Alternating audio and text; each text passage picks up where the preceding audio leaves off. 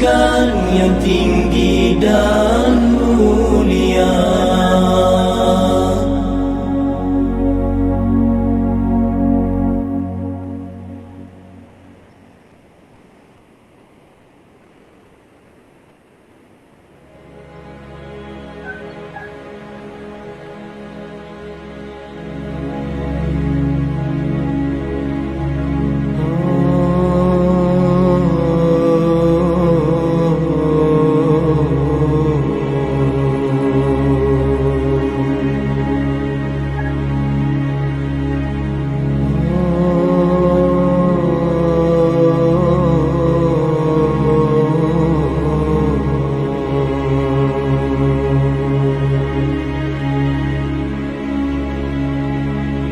ولد الهدى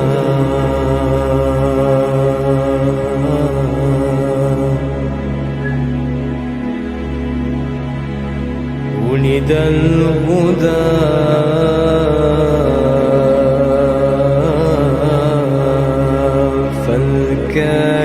فالكائنات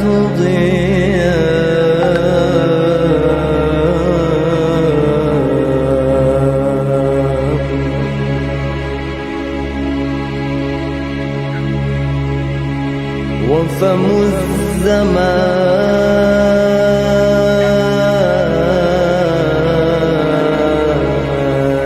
تبسم وثناء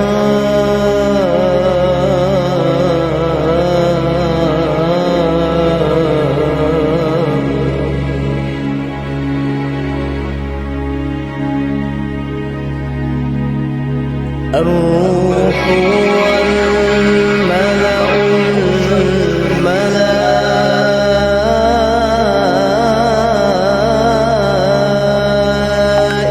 حوله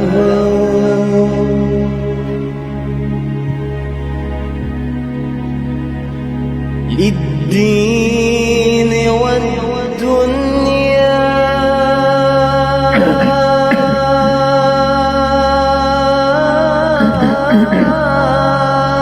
به بشرى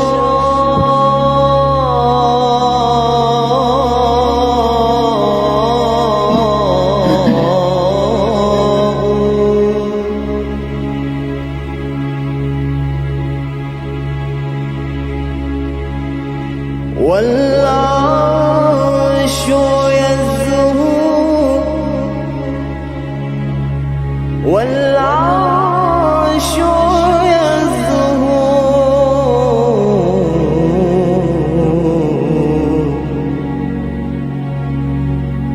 والعرش يزهو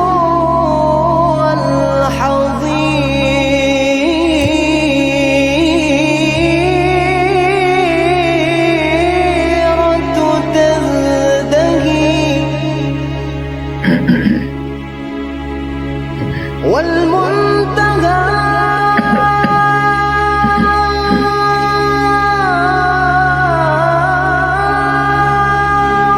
والسدرة العظمى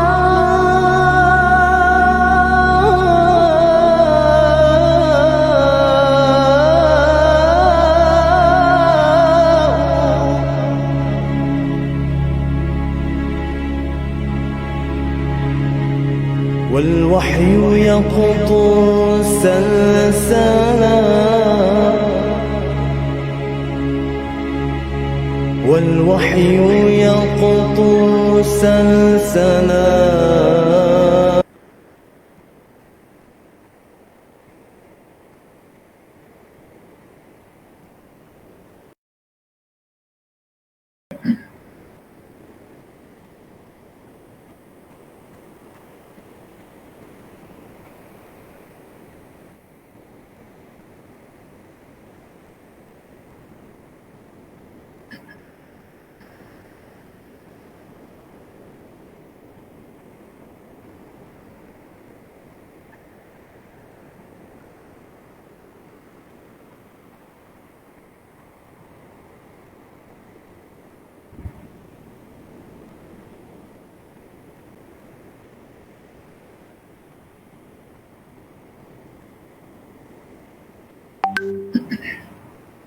Bismillahirrahmanirrahim. Assalamualaikum warahmatullahi wabarakatuh. Alhamdulillah. Nahmaduhu wa nasta'inuhu wa nastahdihi wa nastaghfiruh. Wa na'udzu billahi min syururi anfusina wa min sayyiati a'malina. Man yahdihillahu fala mudilla lahu wa man yudlilhu fala hadiya lahu. Ashhadu an la ilaha illallah wahdahu la syarika lahu. وأشهد أن سيدنا ونبينا محمدا عبده ورسوله. قال الله تعالى: أعوذ بالله من الشيطان الرجيم. بسم الله الرحمن الرحيم. ونفس وما سواها فألهمها فجورها وتقواها قد أفلح من زكاها وقد خاب من دساها. صدق الله العظيم. Yang berusaha Dr. Suhaimi bin Muhammad Ali, pengarah JPN Negeri Perak, yang berusaha Ustaz Muhammad bin Yahya KPPK SPI, warga JPN, seterusnya para pendidik, para murabi, para ustaz dan tuan-tuan dan puan-puan, hadirin hadirat sidang pendengar FB yang dikasihi sekalian. Pertama sekali, marilah kita memanjatkan kesyukuran kepada Allah Subhanahu Wa Taala dengan limpah dan kurnianya pada hari yang baik ini, hari Jumaat ini. Allah Subhanahu Wa Taala memanjangkan umur kita dan mengizinkan kita untuk sekali lagi menghirup udara yang segar dan berpeluang untuk meningkatkan amal saleh kita pada hari ini, mudah-mudahannya dengan melakukan pelbagai kebaikan. Justru itu pada hari Jumaat ini jangan kita lupa untuk memperbanyakkan selawat ke atas junjungan besar Nabi Muhammad sallallahu alaihi wasallam dan juga membaca suratul Kahfi dan juga mungkin melakukan pelbagai kebajikan dan ketaatan pada hari yang penuh dengan keberkatan ini. Tuan-tuan, puan-puan sedang hadirin dan hadirat yang dikasihi sekalian, kita hari ini berada di penghujung bulan Ogos yang sinonimnya dengan sambutan kemerdekaan negara kita Malaysia pada 31 hari bulan Ogos. Jadi hari ini kita akan sembang dan juga bicara berkaitan dengan kemerdekaan, iaitu jiwa merdeka. Kalau kita lihat dalam Al-Quran, perkataan jiwa itu sendiri boleh diungkapkan dengan beberapa keadaan. Yang pertama sekali ialah yang dikatakan jiwa itu ialah merangkumi tubuh badan manusia dan juga rohnya. Maknanya bila sebut jiwa tu, dia mesti ada roh dan ada jasad. Ini disebut oleh Allah Subhanahu Wa Taala dalam Quran. A'udzubillahi minasyaitonir rajim. Wa katabna 'alaihim fiha anna an-nafsa bin-nafsi. Dan Allah Subhanahu Wa Taala telah menetapkan bagi kesalahan membunuh, iaitu pembunuhan itu jiwa dengan jiwa. Jadi maknanya dia merangkumi tubuh dan juga roh manusia. Yang kedua, nafs ataupun jiwa ini membawa maksud nyawa semata-mata. Nyawa semata-mata, yang dengan sebab adanya nyawa itu manusia hidup. Apabila manusia sudah tidak bernyawa, maka dia dikatakan sebagai mati. Ini yang disebut oleh Allah SWT dalam Quran. A'udzubillahi minasyaitonir rajim. Wal malaikatu basitu aydihim akhraju anfusakum. Dan para malaikat itu memukul dengan tangannya, lalu dia menyebut, keluarlah kamu daripada tubuh kamu. Maknanya pengertian jiwa yang kedua ini menurut Al-Quran iaitu semata-mata nyawa itu sahaja. Kemudian yang ketiga,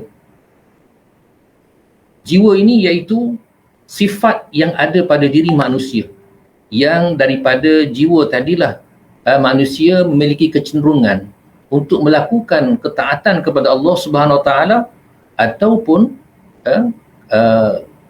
maksiat. Ini disebut oleh Allah SWT dalam kisah Habil dan Qabil melalui firman-Nya, A'udzubillahi minasyaitonir rajim, fatawwa'at lahu nafsuhu qatla akhihi faqatalahu faasbaha minal khasirin. Maka nafsu Qabil menjadikannya menganggap mudah membunuh saudaranya, dengan sebab itu dibunuhnya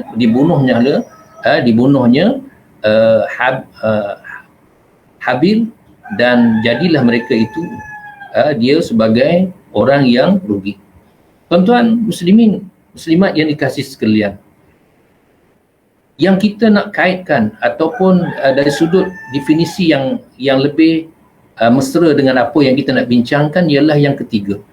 Yang kita sebut sebagai jiwa itu ialah dorongan yang ada pada manusia, yang mendorong, yang menggerakkan dirinya untuk melakukan ketaatan ataupun melakukan maksiat. Sebagaimana ayat yang dibacakan di awal tadi, Allah Subhanahu Wa Taala menyebut wa nafsi wa ma sawwaha, dan demi jiwa dan juga yang menyempurnakannya. Lalu Allah SWT mengilhamkan kepada jiwa itu sama ada fujur ataupun taqwa. Maknanya ada dua dorongan, sama ada dorongan untuk melakukan kejahatan ataupun dorongan untuk melakukan kebaikan. Lalu Allah sebut qad aflaha ma zakkaha, maka telah beruntunglah orang-orang yang menyucikannya, wa qad khaba man dassaha, dan rugilah orang-orang yang mengotorinya. Tuan-tuan muslimin, muslimat yang dikasihi sekalian, bila kita sebut jiwa yang merdeka ini, yang kita faham dari sudut kemerdekaan bila merujuk kepada sesebuah negara, maka dia membebaskan atau negara tersebut bebas daripada belenggu penjajah. Namun jiwa manusia ini boleh dilihat daripada sudut yang lain, kerana mungkin sesebuah negara dan juga individu itu bebas daripada jajahan dari sudut fizikalnya, dengan laungan merdeka ataupun dengan berbagai-bagai keadaan. Namun jauh di sudut hati dan jiwanya itu terjajah dengan banyak perkara. Jadi inilah yang akan kita bincangkan sedikit pada pagi ini. Bagaimana ataupun apakah yang diartikan dengan jiwa yang merdeka? Adakah cukup dengan sambutan yang kita saban tahun adakan itu, maka sudah dikira sebagai merdeka? Atau dengan kita menyanyikan lagu Sudirman, maka sudah dikira sebagai, oh jiwa saya sudah merdeka? Atau mungkin dengan pakaian dan sebagainya? Mari kita lihat bagaimana pandangan agama dalam hal ini. Yang pertama sekali, orang yang jiwanya merdeka ialah orang yang bebas daripada syirik kepada Allah Subhanahu Wa Taala. Mana-mana individu yang belum lepas daripada syirik kepada Allah Subhanahu Wa Taala, maka jiwanya tidak merdeka. Kerana apa? Kerana bila kita kembali kepada Allah Subhanahu Wa Taala, tentulah orang ini akan berkesudahan dengan kesudahan yang tidak baik. Allah Subhanahu Wa Taala menyebut dalam Quran, a'udzubillahi minasyaitonirrajim, yauma la yanfa'u malun wala banun illa man atallaha biqalbin salim. Pada hari perbicaraan itu ialah hari yang tidak memberi faedah harta benda dan juga anak pinak, melainkan orang yang kembali kepada Allah dengan hatinya yang bersih. Hati yang bersih ini diartikan sebagai bersih daripada syirik kepada Allah Subhanahu Wa Taala. Kerana kita tahu bahawa dalam banyak-banyak dosa yang dilakukan oleh anak Adam ini, dosa syirik ini tidak diampunkan olehnya. Tuan-tuan muslimin, muslimat yang dikasihi sekalian, begitu juga kita lihat bagaimana Allah Subhanahu Wa Taala juga menyebut bagaimana kita nak melepaskan diri dari syirik ini ialah tidak menjadikan syaitan dan taghut ini sebagai sembahan. Syaitan dan taghut itu sebagai sembahan. Allah Ta'ala sebut dalam Quran, a'udzubillahi minasyaitonirrajim, ani'budullaha wajtanibut taghut. Kamu hendaklah menyembah Allah SWT dan menjauhi segala taghut. Hari ini kita lihat segala sembahan-sembahan dalam bentuk fizikal, mungkin manusia yang bergelar Muslim dia terlepas.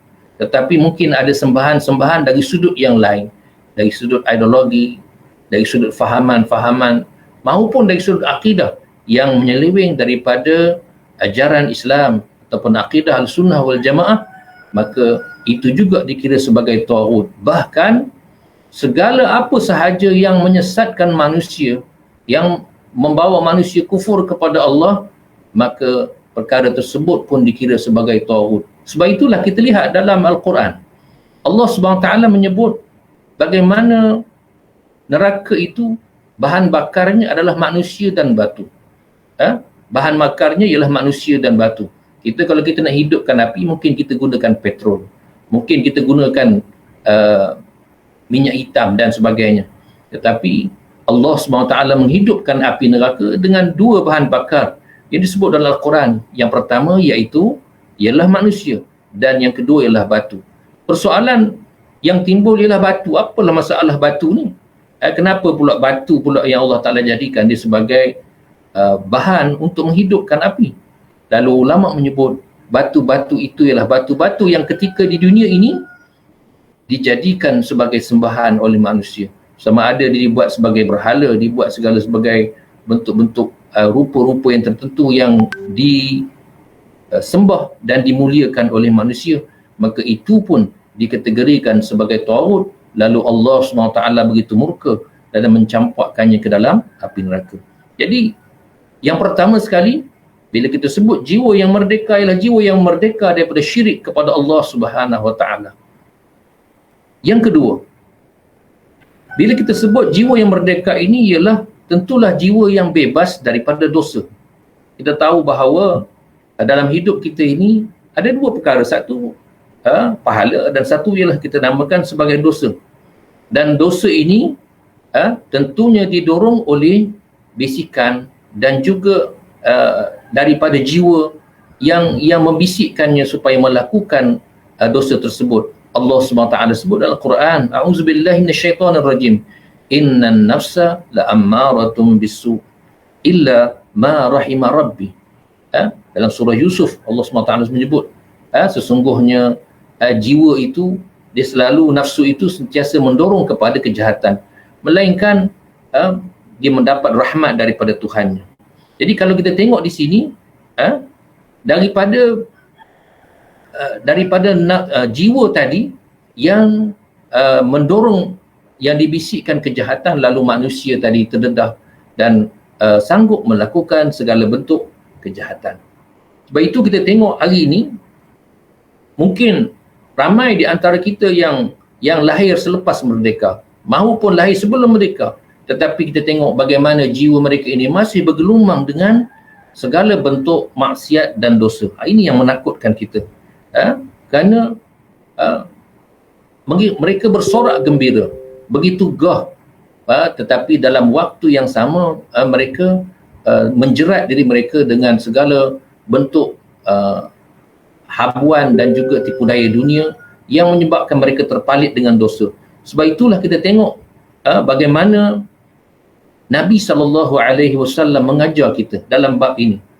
Nabi mengajar kita supaya kita sentiasa memohon keampunan daripada Allah Subhanahu Wa Taala dalam berbagai jenis dosa. Antaranya ialah seperti doa yang diajar oleh Nabi selepas seseorang itu membaca tahiyat. Allahumma ghfirli bima qaddamtu. Wahai Tuhan, ampunilah dosa-dosa aku yang telah lalu. Mungkin ada dosa-dosa kita zaman-zaman lampau yang dilakukan, maka kita minta ampun kepada Allah Subhanahu Wa Taala. Wa ma akhartu, dan juga dosa-dosa aku yang kemudian. Mungkin ke depan ni kita tergelincir lagi, kita akan ulang balik dosa-dosa yang pernah kita lakukan. Ataupun kata Nabi SAW, wa ma a'lantu, dan dosa-dosa yang aku lakukan secara terang-terang. Hari ni kita tengok, Masya Allah, manusia tidak segan silu untuk melakukan dosa secara terang-terang. Tak ada rasa malu langsung. Mereka rasa bangga dengan maksiat dan dosa yang mereka lakukan. Tercabut dalam diri mereka itu sifat malu yang merupakan salah satu daripada cabang iman. Kemudian dosa yang asrar tu, iaitu yang dilakukan secara sembunyi. Mungkin ada orang yang ada malunya untuk melakukan dosa di hadapan manusia, tapi secara diam-diam dia melakukan dosa juga ketika dia bersendirian ataupun ketika dia bersembunyi. Dan kita juga minta supaya diampunkan wama asraftu, dan juga dosa-dosa yang dilakukan secara melampau, secara berlebih-lebihan. Kadang-kadang ada orang dia melakukan satu maksiat dan dosa, kemudian didedahkan, dihebahkan kejahatan yang dilakukan itu dengan bangganya. Maka ini adalah contoh dosa-dosa yang dilakukan secara melampau. Dan juga kita sebut dalam bab dosa ini, wama anta a'lamu bihi minna, ya Allah, ampunilah juga dosa-dosa yang Engkau sendiri tahu daripada kami. Mungkin ada dosa yang kami buat kami tidak tahu dan kami tidak sedar, maka ampunilah kami. Jadi kita tengok bagaimana orang yang jiwanya merdeka ialah orang yang membebaskan dirinya daripada belenggu dosa. Kalau masih lagi terpalit dengan dosa, masih lagi dengan kerja-kerja maksiat dan lara, maka janganlah kita sebut kita adalah jiwa merdeka. Sebenarnya mungkin sebutan di mulut sahaja kita sebagai anak yang merdeka, tetapi hakikatnya Islam memandang bahawa jiwa kamu adalah jiwa yang terjajah. Siapa yang menjajah kamu? Kamu dijajah oleh maksiat. Maksiat yang menyebabkan kamu tidak boleh tidak boleh untuk berkekalan dan terdorong untuk melakukan kebaikan. Sebab itulah kalau kita tengok dalam konten daripada Sayyidul Istighfar, bagaimana Sayyidul Istighfar ni ialah penghulu kepada istighfar. Bagaimana dalam lafaznya itu disebut, kita sendiri mengaku nikmat yang Allah kurniakan kepada kita. Abu'u laka bi ni'matika alayya, wahai Tuhan, aku mengaku nikmat yang kau berikan kepada aku.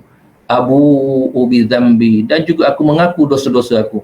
Maknanya kita tahu, atau manusia itu diajar, kamu sedar bahawa kamu juga melakukan dosa, dan kita minta faghfirli, wahai Tuhan, ampunilah aku. Jadi orang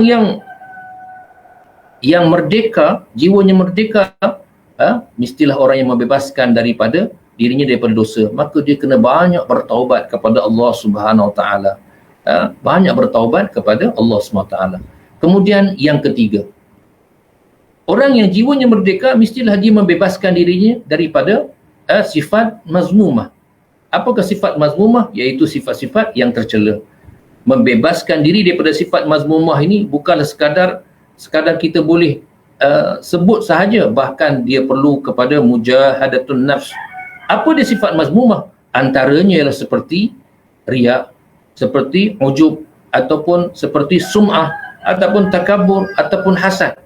Ini di antara penyakit-penyakit yang telah lama seawal manusia wujud di muka bumi pun sudah adanya sifat-sifat mazmumah ini. Misalnya antara Habil dan Qabil. Kita tengok juga berlaku di kalangan adik-beradik Nabi Allah Yusuf alaihissalam. Dan kita kena buang sifat ini. Kena buang sifat ini, barulah kita layak disebut sebagai orang yang jiwanya merdeka. Kerana kita tengok bagaimana Allah menggambarkan orang-orang munafik yang mereka ini berpura-pura nampak, kita bahasa hari ini kita sebut sebagai hipokrit, nampak sebagai hebat, nampak sebagai orang yang berkebolehan, tetapi hakikatnya dalam jauh di sudut hati mereka itu Allah Subhanahu Wa Taala Maha mengetahui. Sehingga Allah menceritakan perihal mereka sembahyang, kata Allah Taala, a'udzubillahi minasyaitonirrajim, wa idza qamu ila salati qamu kusala yura'unan nas. Apabila orang munafik ini mendirikan salat, mereka ni rasa berat, malas nak sembahyang. Jadi jaga-jaga, kita khawatir kita ada pada diri kita ciri-ciri orang munafik ini. Dan Allah sebut mereka itu menunjuk-nunjuk kepada manusia. Maknanya jiwa mereka ini jiwa yang tidak merdeka kerana tidak ikhlas kepada Allah Subhanahu Wa Taala. Begitu juga kita tengok bagaimana misalnya berlaku selepas daripada zaman Nabi Allah Musa alaihissalam. Bila mana Bani Israel ini berkata kepada Rasul mereka pada ketika itu, iaitu mereka minta supaya diberikan kepada mereka seorang raja. Tujuannya supaya mereka boleh berperang. Ada raja yang boleh memimpin mereka untuk berperang. Lalu Allah SWT memilih Talut sebagai tentera. Lalu bila dah dipilih, apa ucapan mereka kita tengok. Qalu anna yakunu lahul mulk alaina wa nahnu ahaqqu bil mulki minhu wa lam yu'ta sa'atan minal mal. Mereka merendah-rendahkan pemilihan yang dilakukan oleh Allah SWT terhadap Talut dengan mengatakan, macam mana dia boleh jadi raja pada kami, sedangkan kami ni adalah orang yang lebih layak daripadanya kerana kami ni banyak harta. Tu dia. Kadang-kadang kita pun lupa, kerana sifat takabur ini kadang-kadang terbit pada diri kita. Lazimnya kalau dalam konteks sebagai seorang guru, kadang-kadang mungkin kita telah menabur bakti kepada anak murid kita, atau mungkin kepada jabatan. Lalu kita mendapat satu hasil yang baik, hasilnya baik, kan? Lalu kita menyebut, kata budak itu berjaya, aku yang ajar dia. Program itu jadi baik kerana apa? Kerana akulah. Kerana akulah kita selalu mendabik dada, memasyhurkan diri kita. Ini yang bahayanya. Kita takut dengan sebab kerja kita yang begitu lama, amal soleh kita yang begitu lama, lalu tiba-tiba Allah SWT jadikan dia sebagai sia-sia kerana adanya penyakit ini, iaitu penyakit sifat mazmumah. Jadi rupa-rupanya kita tak merdeka lagi, belum merdeka lagi kerana sifat mazmumah itu lagi masih bersarang dalam diri kita, yang akhirnya rasa penat kerja kita. Mungkin gaji dapat, mungkin kemasyhuran dapat, pujian dapat, tetapi di sisi Allah semuanya tak jadi apa-apa. Faja'alnahu haba'an mansura. Habis semuanya seperti debu-debu yang berterbangan, tak ada apa pun. Dan bila kita kembali kepada Allah, tak ada apa pun bekalan yang kita bawa. Yang keempat, bila kita sebut jiwa yang merdeka ini, ialah jiwa yang terlepas daripadanya, iaitu cinta kepada dunia. Kalau kita tengok, ini di antara perkara yang berat dalam kehidupan kita. Kerana dunia ni disebut dalam hadis, dia adalah manis dan hijau. Memang seronok hidup di dunia ini, sehingga akhirnya kita terlalai. Luqman berpesan kepada anak dia, dia kata, fala taghurrannakumul hayatud dunya wala yaghurrannakum bil dunya billahil gharuh.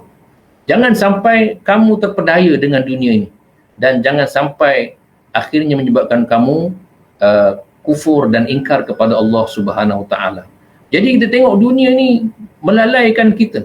Sebab itu Nabi SAW tidak risau dengan kefakiran umat dia, tetapi yang Nabi risau ialah dengan kesenangan dan nikmat yang berlimpah ruah yang akhirnya menjadikan umatnya lalai.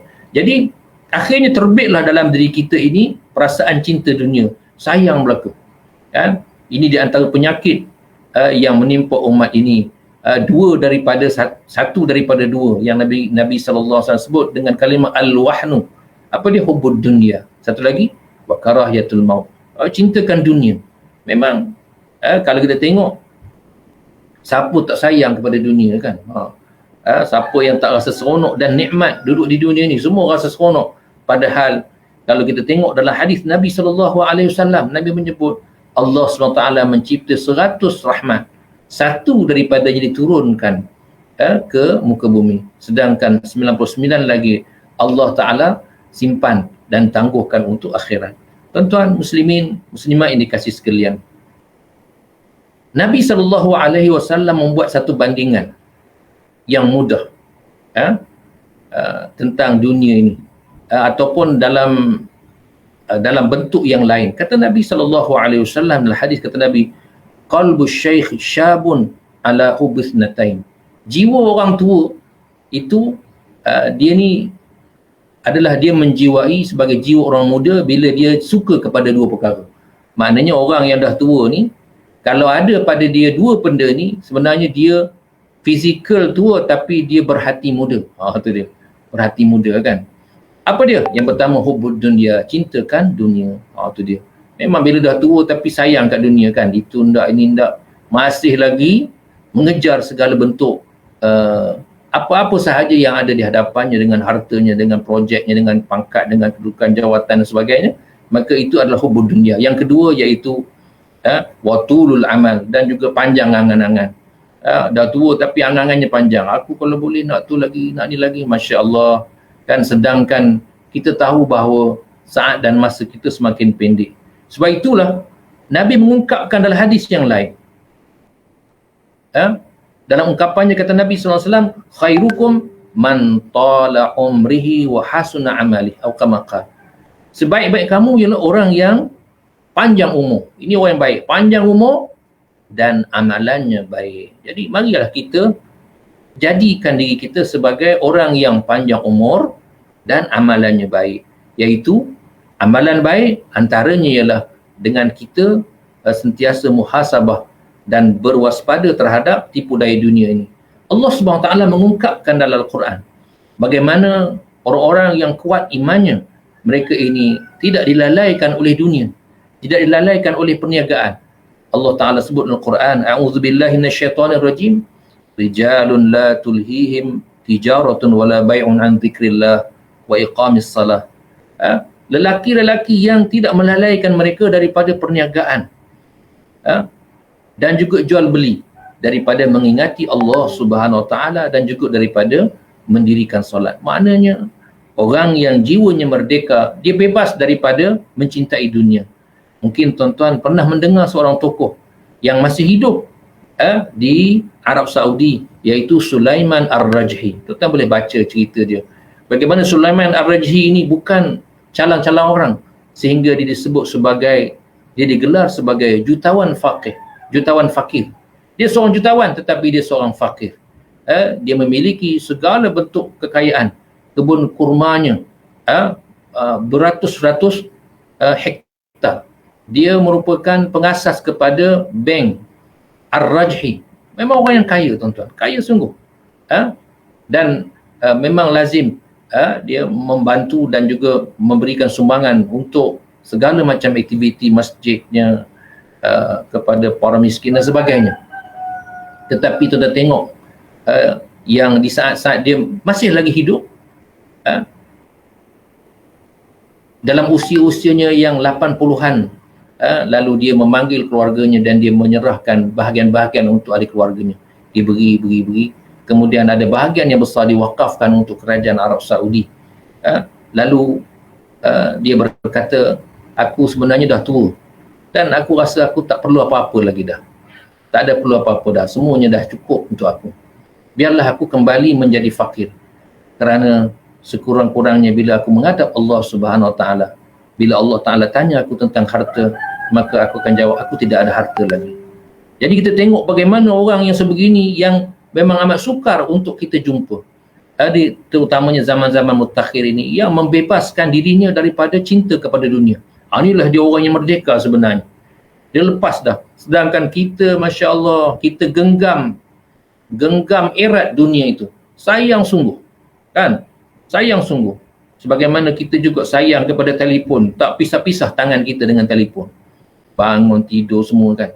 Bahkan kalau kita lihat cara hidup kita ini, cara hidup kita, cara pergaulan kita, cara kita bermasyarakat, cara kita berpolitik, cara kita berniaga, berusaha muamalat dan sebagainya, seolah-olah kita masih lagi dijajah, masih lagi belum merdeka.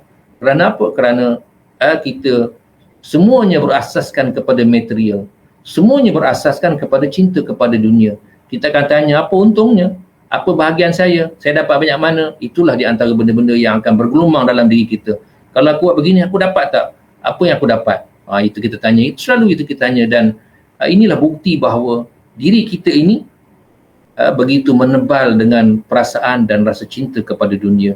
Baik itulah Nabi SAW mengajar kita supaya menjadi orang yang cerdik, kan? Kena jadi orang cerdik. Yang Nabi jelaskan siapa dia menurut agama ini orang cerdik. Kata Nabi SAW, al-kayyisu man dana nafsahu wa amila lima ba'dal maut. Orang cerdik ini ialah orang selalu menghitung diri dia. Dia muhasabah diri dia. Aku umur banyak ini dah, amalan aku sikit, begini-begini. Dia selalu muhasabah diri dia. Dan dia membuat persiapan untuk bekalan dia selepas dia mati. Kemudian Nabi menyebut lagi, wal ajizu manittaba nafsahu hawaha wa tamanna 'ala Allah. Orang yang lemah ini ialah orang yang selalu mengikut hawa nafsu dia. Lemah benar, dia ikut nafsu dia, hendakkan ini, nak itu, nak ini. Pantang ada produk baru je, dialah yang dahulu. Pantang ada keluaran baru, dialah dulu yang ambil kan. Jadi orang ini adalah sebenarnya disebut oleh Nabi SAW sebagai orang yang lemah. Lemah sebenarnya. Kerana dia mudah dipesongkan hatinya. Lalu watamanna 'ala Allah, dalam waktu yang sama dia berangan-angan, dia bercita-cita untuk mendapat kebaikan dan kurniaan daripada Allah, sedangkan dirinya penuh dengan kelalaian. Tuan-tuan muslimin, muslimat, sahabat-sahabat yang dikasihi sekalian. Jadi daripada 4 perkara ini, kalau kita boleh lepaskan diri kita daripada belenggu cinta kepada dunia, belenggu sifat mazmumah, belenggu dosa dan juga belenggu syirik kepada Allah Subhanahu Taala, maka benarlah jiwa kita ini disebut sebagai jiwa yang merdeka. merdekakan diri kita daripada segala benda-benda dan perkara-perkara yang boleh melalaikan kita. Sebagai kesimpulannya pada pagi ini, marilah kita lihat. Yang pertama sekali ialah orang yang merdeka ataupun jiwa yang merdeka ini ialah jiwa yang terlepas daripada perkara-perkara yang dilarang oleh Allah Subhanahu Wa Taala. Nabi SAW menyebut dalam satu hadis, kata Nabi, al-muslim man salimal muslimuna min lisanihi wa yadihi wal muhajir man hajara ma nahallahu anhu. Orang Islam ialah orang yang menyelamatkan orang Islam yang lain daripada kejahatan lidah dan tangannya. Dan orang yang berhijrah itu ialah orang yang meninggalkan perkara yang dilarang oleh Allah Subhanahu Wa Taala. Jadi kita nak merdeka ni, kita kena hijrahkan diri kita daripada benda-benda yang dilarang oleh Allah Subhanahu Wa Taala. Orang yang ada kuasa, yang terlibat dengan dasar, yang terlibat dengan segala bentuk yang boleh pengurusan, maka dia kena fikirkan apakah tindakan yang patut dibuat bagi mengurangkan atau membendung maksiat di kalangan orang di bawahnya.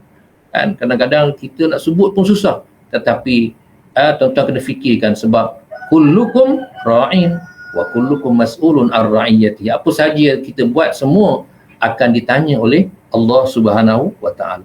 Yang kedua, kalaulah dalam musim-musim pandemik COVID-19 ini kita perlukan kepada vaksin, maka tentulah jiwa kita ini sudah lama dan sentiasa berhajat kepada vaksin. Maka antara vaksin untuk merawat jiwa kita apa dia? Yang pertama ialah zikrullah. Kena ingat kepada Allah Subhanahu Wa Taala.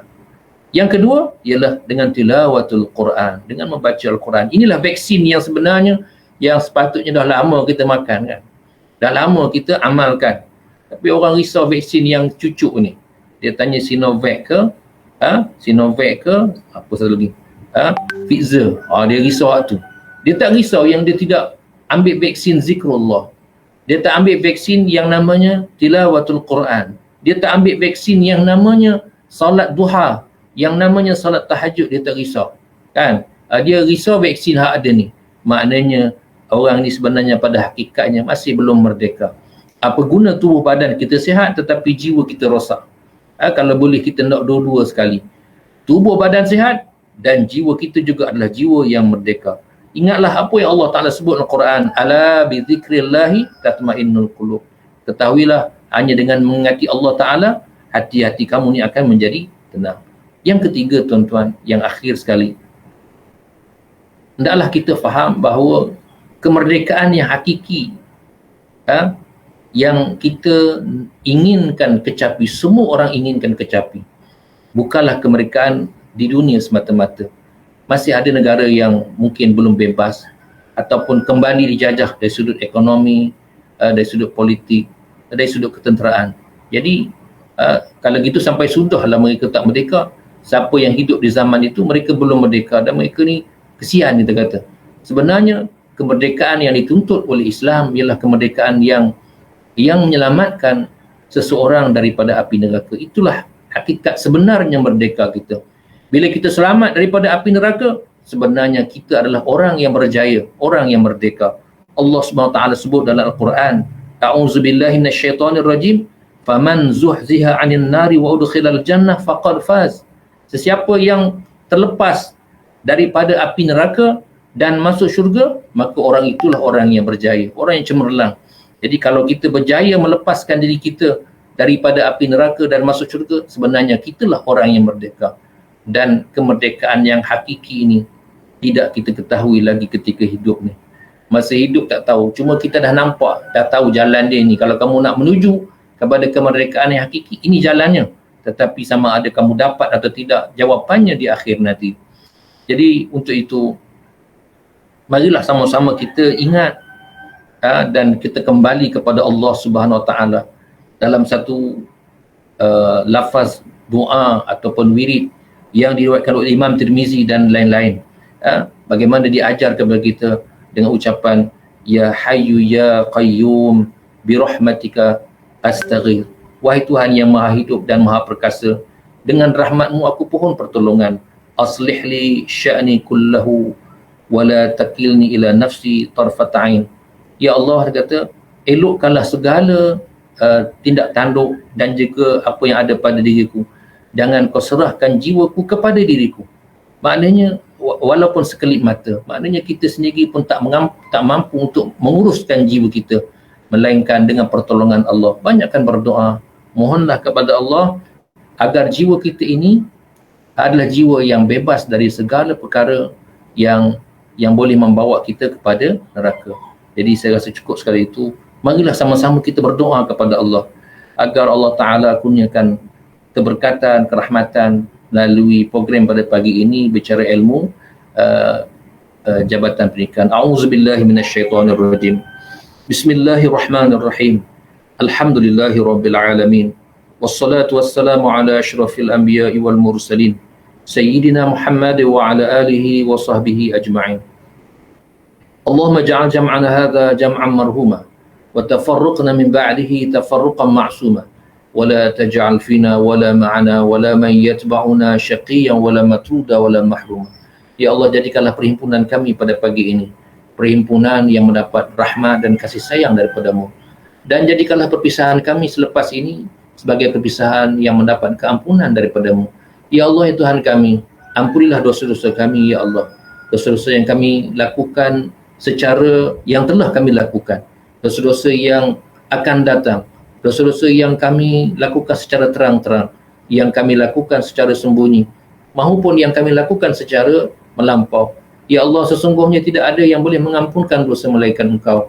Ampunilah dosa guru-guru kami, ampunilah dosa ibu bapa kami, dan juga muslimin muslimat yang masih hidup ataupun yang telah mati.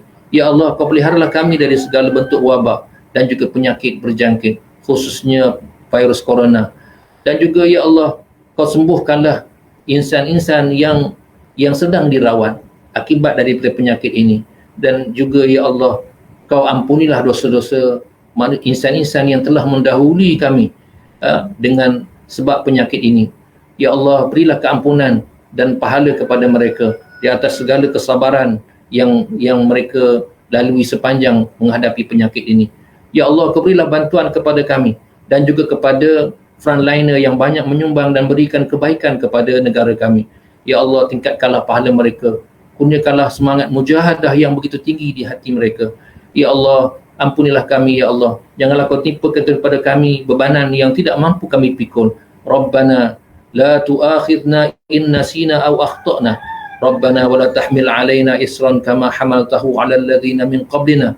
Rabbana wa la tuhammilna ma la taqata lana bih. Wa'fu anna waghfir lana warhamna anta maulana fansurna 'alal qaumil kafirin. Rabbi ij'alna muqimas salah wa min dhurriyyatina rabbana wa taqabbal du'a. Rabbana atina fid dunya hasanah wa fil akhirati hasanatan wa qina adzaban nar. Wa sallallahu ala khairi khalqi Muhammadin nabil ummi wa ala alihi wa sahbihi ajma'in. Subhana rabbika rabbil izzati amma yasifun. Wassalamun ala al-mursalin walhamdulillahi rabbil alamin. Taqabbalallahu minkum. Assalamualaikum warahmatullahi wabarakatuh.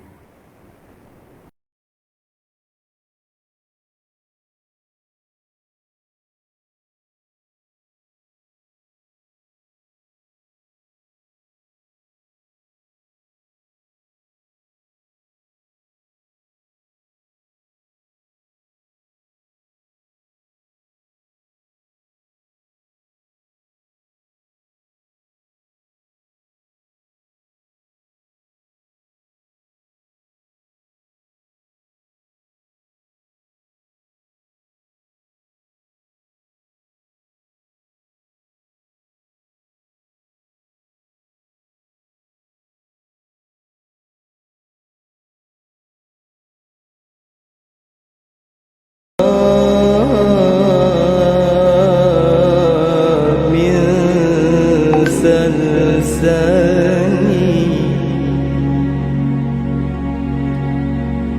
واللوح والقلم البديع